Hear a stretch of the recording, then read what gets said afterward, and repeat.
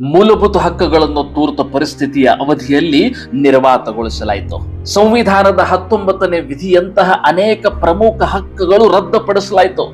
ತುರ್ತು ಪರಿಸ್ಥಿತಿಯ ಸಂದರ್ಭದಲ್ಲಿ ನಿರ್ಭೀತಿಯಿಂದ ಬಂಧನ ಕಾನೂನುಗಳನ್ನು ಜಾರಿಗೊಳಿಸಲಾಯಿತು.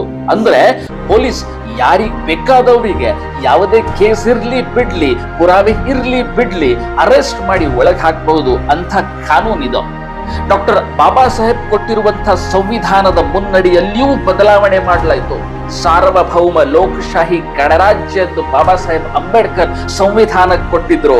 ಅದರ ಕಾಂಗ್ರೆಸ್ ಅವರು ಬದಲಾಯಿಸಿ ಸಮಾಜವಾದಿ ಮತ್ತು ಧರ್ಮ ನಿರಪೇಕ್ಷ ಪದಗಳನ್ನು ಸೇರಿಸಲಾಯಿತು.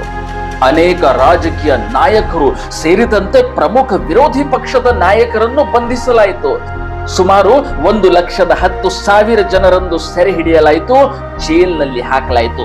ಪತ್ರಿಕಾ ಸ್ವಾತಂತ್ರ್ಯ ಕುಂಠಿತಗೊಳಿಸಲಾಯಿತು. ಪತ್ರಿಕೆ ಪ್ರಿಂಟ್ ಮಾಡುವ ಮೊದಲು ಸರ್ಕಾರಿ ಅಧಿಕಾರಿಗೆ ತೋರಿಸಿ ಅನುಮತಿ ಪಡೆಯುವ ವ್ಯವಸ್ಥೆ ಬಂತು. ವಿರೋಧ ಪಕ್ಷದ ನಾಯಕರನ್ನು ಬಂಧಿಸಲಾಯಿತು. ಸ್ವಾತಂತ್ರ್ಯ, ಈ ಸಾರ್ವಭೌಮತೆ ಮುಗಿಸಲಾಯಿತು. ತುರ್ತು ಪರಿಸ್ಥಿತಿಯು ಭಾರತೀಯ ಇತಿಹಾಸದಲ್ಲಿ ಕರಾಳ ದಿನ.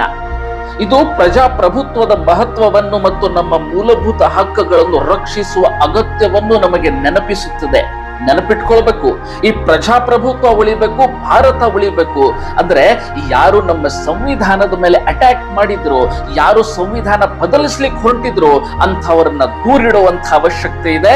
ಭಾರತದಲ್ಲಿ ನಾವು ಜಾಗೃತ ನಾಗರಿಕರಾಗುವಂತ ಅವಶ್ಯಕತೆ ಇದೆ. ಭಾರತಕ್ಕೋಸ್ಕರ ಬದುಕುವಂತ ಅವಶ್ಯಕತೆ ಇವತ್ತಿದೆ. ಭಾರತ್ ಮಾತಾ ಕಿ ಜೈ.